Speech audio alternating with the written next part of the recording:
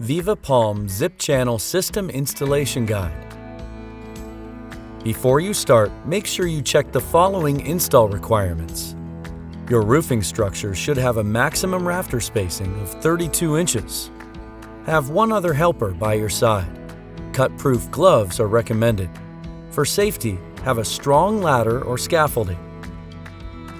Additionally, you will need these specific tools and materials to complete the installation. For tools, cutting tool with aluminum blade, drill or impact driver, tape measure, Sharpie, utility knife.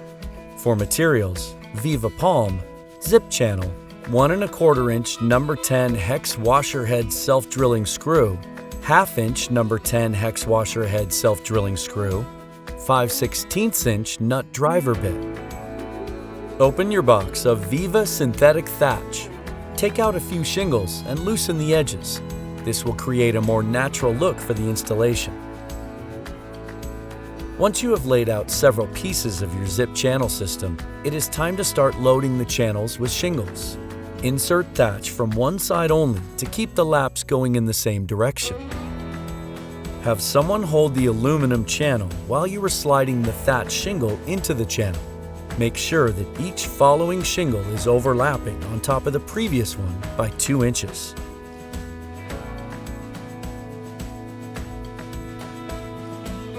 Two inches of the last shingle should be hanging out of the channel.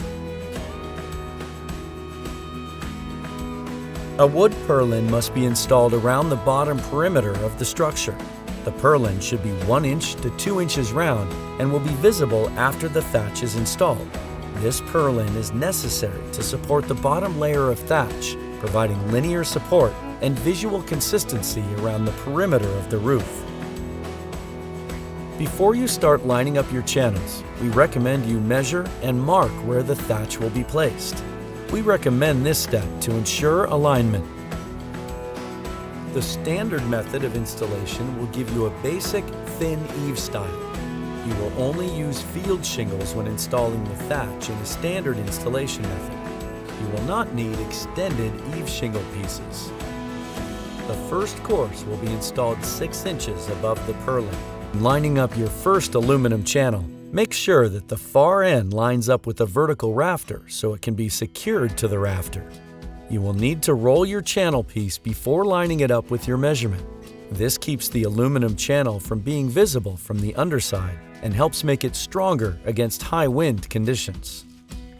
If your aluminum channel ends between two rafters, you will cut off the excess piece with an aluminum blade tool and a box cutter so that the end of the channel ends at the midpoint of the vertical rafter and can be secured. Leave 2 inches of thatch at the hang-off in order to connect it with the next channel. The next channel will have to line up with the first one.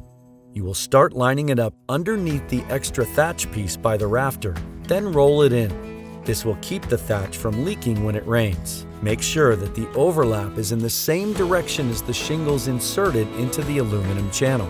It is important to note that you will need to leave 2 inches of thatch hanging out of the aluminum channel in order to connect the next channel to the one you just installed.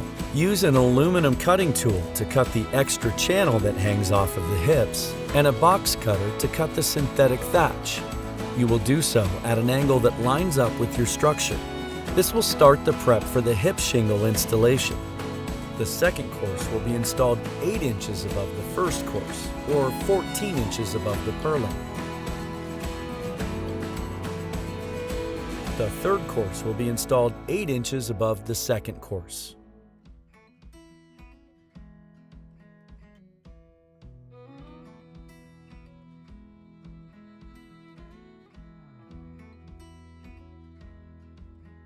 It is very important to install wind screws to hold the shingles in place during inclement weather. Insert a wind screw through the right side of the shingle directly into the metal of the channel of the previous course. This is a critical step of the installation process to ensure that the shingles stay intact as they are intended. Screw the wind screws into the aluminum channel of the previous course metal on every shingle on the lower layer. It is important to note that each layer should be offset to prevent leaking.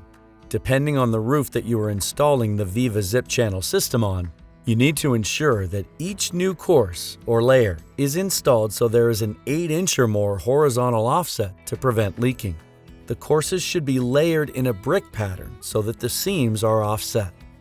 Hip shingles are necessary to give most roofs a natural, seamless look. To install hip shingles, line up the bottom edge of the first layer of hip shingle to the bottom edge of the field shingle to ensure a good edge line. The hip shingle may appear to be slightly higher than the bottom edge of the field shingle once it is screwed in. Install a second hip shingle so that the first hip shingles are double stacked. This will provide a more even, continuous look along the eave. The second hips layer should be installed approximately 6 inches above the first layer when stacked. Insert the hip shingle under the field shingle edge, securing it in place with 3 screws. Repeat these steps as needed until you have reached full coverage. Trim excess shingles as needed to have a smooth, seamless look. Ask a person that is standing on the ground to provide visual assistance.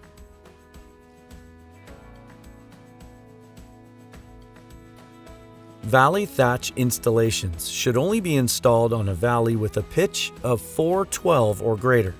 The roof needs to have a steep enough pitch to allow the water to drain quickly from the valley.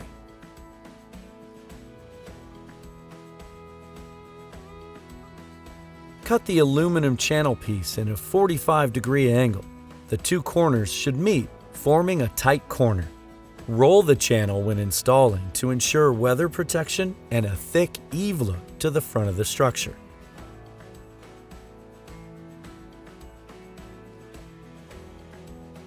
Warning: valley installation may vary depending on structure. When installing the thatch on the valley, you have a person on the ground to help ensure that each channel is parallel as you start to layer up the thatch. To finish up your installation, you must complete the detailing of the ridge. The ridge uses the same shingle that is used on the hips. Once you get to the ridge of your structure, you will want to place the ridge shingles near you so they are easy to grab and install. Note that when the thatch is installed on the ridge, the thatch will be placed so it runs from the center of the ridge to the edge. Start at each edge of the ridge so the narrow part of the shingle points to the center of the ridge. Each half should be facing the opposite direction from each other. Leave, at most, 8 inches between each shingle. Once you meet in the middle, fold a ridge shingle and overlap it with the shingles facing the opposite direction. This will ensure that the detail of your ridge looks natural and the transition between shingles is seamless. If a ridge intersects with another roof plane, install the last shingle and tuck it underneath the nearest shingle.